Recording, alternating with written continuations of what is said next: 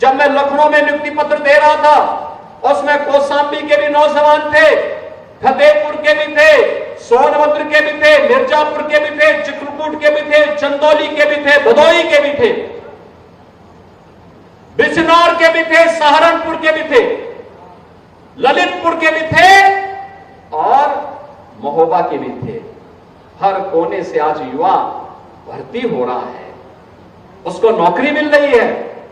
और पहले तो चाचा भतीजे के द्वारा कैसी लूट मचाई जाती थी कि जाकर के वसूली करते थे, एरिया बांट दिए जाते थे, किधर चाचा जाएगा, कहीं कहां भतीजा जाएगा, कहां पर दूसरा भतीजा जाएगा, कहां पर, ये सब महाभारत के रिश्ते एक साथ टूट पड़ते थे। अलग अलग जनपद और कमिश्नरी बांट दी जाती थी, वसूली करते थे और बाद में जब वसूली में कम और ज्यादा होता था तो चाचा को धक्का देकर बाहर कर दिया जाता था।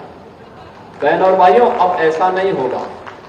यूपी में अब कोई वसूली नहीं कर सकता है, यूपी के युवाओं के भविष्य के साथ कोई खिलवाड़ नहीं कर सकता है। आज यूपी रेवेन्यू सरप्लस प्रदेश बन चुका है।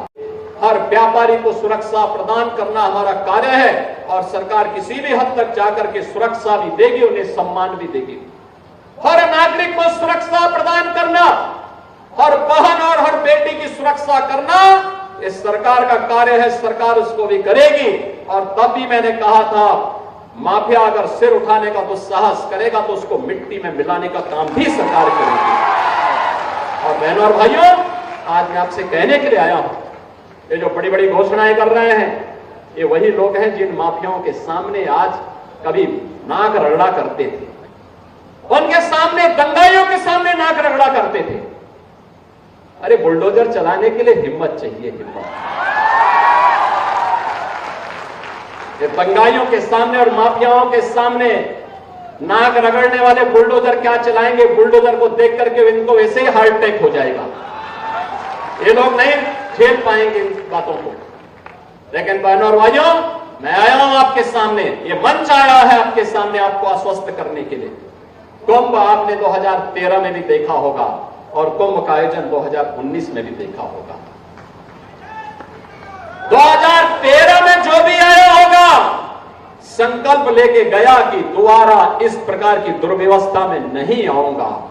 लेकिन आदरणीय प्रधानमंत्री मोदी जी के मार्गदर्शन और नेतृत्व में जब 2019 में प्रयागराज कुंभ हुआ, मंत्रिमंडल के मेरे सहयोगियों ने, यहां के माननीय जनप्रतिनिधियों ने, माननीय सांसद प्रोफेसर रीता बहुगुणा जोशी, श्रीमती केसरी देवी पटेल, महापौर, यहां पर उस समय की महापौर ने, और साथ साथ यहां के हमारे स्वास्थ्य मंत्री उस समय के श्री सिद्धार्थनाथ सिंह, श्री नंदगोपाल गुप्ता नंदी जी, इन सभी लोगों ने मिलकर के, यहां के मान्य विधायकों ने, सबने मिलकर के अथक परिश्रम किया और परिणाम क्या रहा?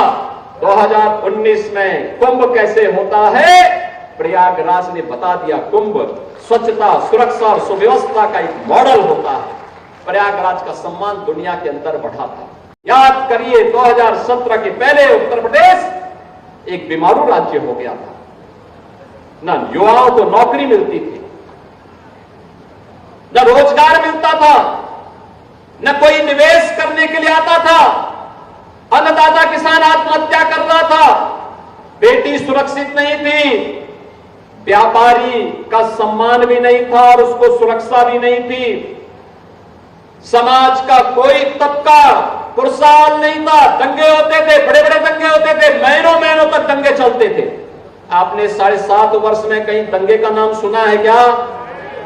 कहीं दंगा हुआ है क्या? और कोई दंगा कर पाएगा क्या? दंगा करने की कीमत क्या होगी है? ये उल्टे पोस्टर जब टंगेंगे ना शहर शहर में, और फिर उनसे वसूली होगी 7 पीढ़ियों तक की, ये सारी संपत्ति वसूली होगी। अच्छे अच्छे दंगाई दंगा करना भूल गए हैं। अच्छे खासे जो पहले माफिया सत्ता को संचालित करते थे, इस समाजवादी पार्टी की सरकार को, कांग्रेस की सरकार को जो माफिया संचालित करते थे, उन माफियाओं की पैंट गीली होती हुई भी आप लोगों ने देखी होगी, कैसे गिड़गिड़ाते थे। बहन और भाइयों, ये माफिया समाज का कोड है, कोड। जब तक आप इसको निकाल बाहर नहीं करेंगे, तब तक वर्तमान और भविष्य ये लोग लगातार आपका खराब करते रहेंगे।